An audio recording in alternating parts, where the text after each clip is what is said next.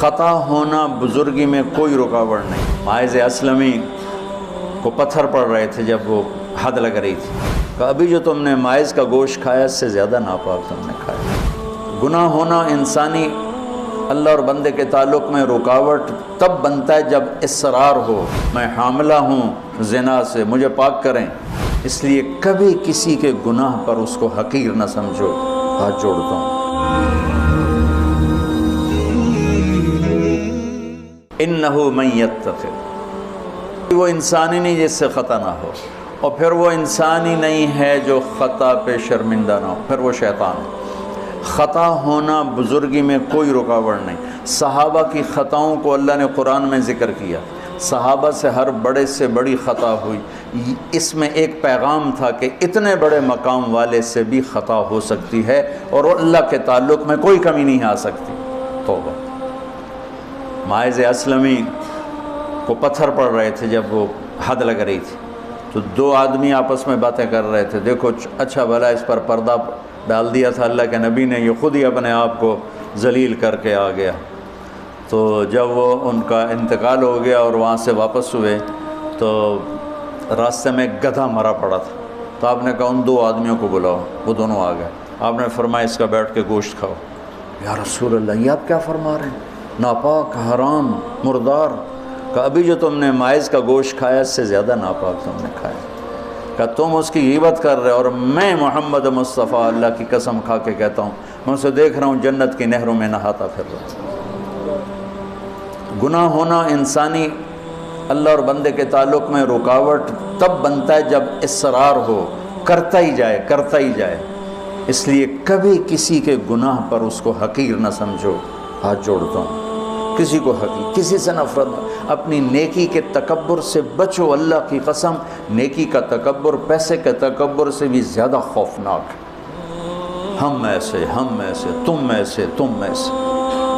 اور امرأہ غامدیہ رضی اللہ تعالیٰ عنہا سے برائی ہو گئی، حاملہ ہو گئیں، اور ان پر قربان جائیں سبحان اللہ کے نبی کے پاس آئیں، میں ماعز کی طرح نہیں ہوں کہ آپ کہیں جا تو نے کوئی نہیں کیا، میں حاملہ ہوں زنا سے، مجھے پاک کریں۔ تو آپ نے فرمایا، آپ نے اس کو ٹالنے کے لیے کہ جا پہلے بچہ پیدا کر پھر اس کے بعد دیکھا جائے گا، کہ 9 مہینے گزریں گے آپ ہی بھول جائے گی۔ وہ 9 مہینے بعد پھر آ گئی کہ مجھ سے گناہ ہوا ہے، یہ میرا بچہ پیدا ہو گیا ہے، اب مجھے پاک کریں۔ آپ حیران ہو گئے اس کے اس اندر کے بے قراری پر۔ آپ نے پھر دوسرا حیلہ اختیار فرمایا، آپ نے فرمایا بچے کو دودھ پلا 2 سال، جب یہ روٹی کھانے کے قابل ہو جائے پھر آنا، پھر حد لگائیں گے۔ 2 سال اس نے دودھ پلایا، اور ایک دن چشم فلک نے دیکھا کہ ایک عورت بچے کو انگلی سے پکڑ کے لا رہی ہے، اور اس بچے کے دوسرے ہاتھ میں روٹی ہے اور وہ کھا رہا ہے، اور آ کر کہتی ہے یا رسول اللہ یہ روٹی کھا رہا، طاہرنی، مجھے پاک کیجیے۔ میرے نبی کے بھی آنسو نکل آئے۔ تو آپ نے فرمایا اس بچے کو کون اپنا بیٹا بناتا ہے، میں ضمانت دیتا ہوں جنت میں وہ میرا ساتھی ہوگا۔ تو ایک انصاری صحابی نے اٹھ کر کہا یا رسول اللہ میں اس کو اپنا بیٹا بناتا ہوں۔ اتنی بڑی بڑی ہستیوں سے گناہ ہو جاتے ہیں، لیکن ہم کہتے ہیں یا موسیٰ یا فرعون۔ وہ جو ایک احمقانہ شعر ہے، دورنگی چھوڑ دے یا کرنگ ہو جا، سراسر موم ہو یا سنگ ہو جا، کسی بیوقوف شاعر نے یہ شعر کہا۔ تو ان پر حد لگی تو خون کا کہ چھینٹے حضرت خالد پر جا کے پڑے، تو انہوں نے کو 2-4 لفظ سخت کہہ دیا۔ آپ نے فرمایا خالد ایسا مت کہو، اس بچی نے وہ توبہ کی ہے پورے مدینے پہ تقسیم کروں سب کی بخشش ہو جائے۔ انہو من یتق، بڑے سے بڑے سے بھی ہو جاتا ہے۔ سارعوا الی مغفرۃ من ربکم وجنۃ عرضها السماوات والارض اعدت، بولو للمتقین۔ ٹھیک، کون ہیں؟ الذین ينفقون فی السراء والضراء، جو تنگی اور فراخی میں خرچ کرتے ہیں، والکاظمین الغیظ، جو غصے کو پیتے ہیں، والعافین عن الناس، جو لوگوں کو معاف کرتے ہیں، واللہ یحب المحسنین، اللہ احسان کرنے والوں کو پسند کرتا ہے۔ اب آگے بھی تقوی والے ہی آ رہے ہیں۔ والذین اذا فعلوا فاحشۃ، فاحشہ میں نے بتایا تھا نا قرآن میں کس معنی میں آتا ہے، اور یہ کس کے بارے میں؟ اللہ اکبر، واہ میرے رب، تو نے اتنی گنجائشیں دی اور تیرے بندوں نے جہنم ہی واجب کر دی تیرے بندوں پر۔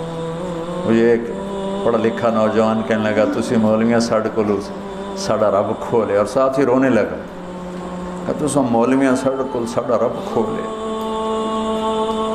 Dry جاندن dry جاندن dry جاندن۔ والذین اذا فعلوا فاحشۃ، یہ بھی تقوی والے ہیں، او ظلموا انفسهم، یہ بھی تقوی والے ہیں، ذکروا اللہ فاستغفروا لذنوبہم ومن یغفر الذنوب الا اللہ ولم یصروا علی ما فعلوا۔ یہاں آ کے جدا ہو گیا، متقی اور فاسق جدا ہو گیا کہ متقی بھی یہ سارے گناہ کر سکتا ہے لیکن وہ چھوڑ دیتا ہے، اصرار نہیں کرتا، روتا ہے، معافی مانگتا ہے، اور جو بدماش ہوتا ہے وہ کرتا جاتا ہے، وہ کہتا ہے ویکھی جائے گی ویکھی جائے گی۔ تو جنت میں جانے والوں کے بارے میں میرے رب کا قرآن یہ کہہ رہا ہے۔ ہم ایسی احمقانہ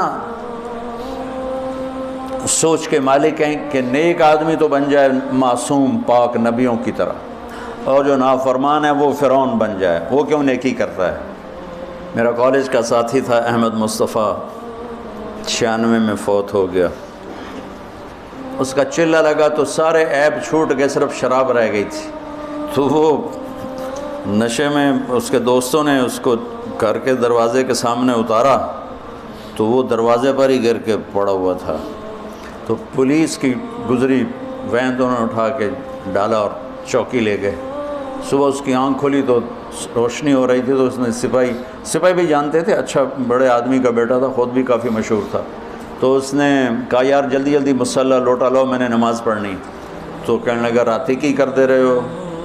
تو کہنے لگا اسے واسطے تو نماز پڑھن لگا کہ منہ کالا کیتا ہے دھو بھی لواں۔ اور ہمارا کیا تصور ہے؟ تیری روٹی حرام، تجھے نمازوں کا کیا فائدہ؟ تو داڑھی منڈاتا ہے، تیرا کیا دین ہے؟ تیری شکل ہی کافروں جیسی ہے، تیرا کیا دین ہے؟ ہمارے دیندار طبقے نے بے دینی کو پروموٹ کیا ہے نفرت کر کے۔ دین تو سراپا محبت، سراپا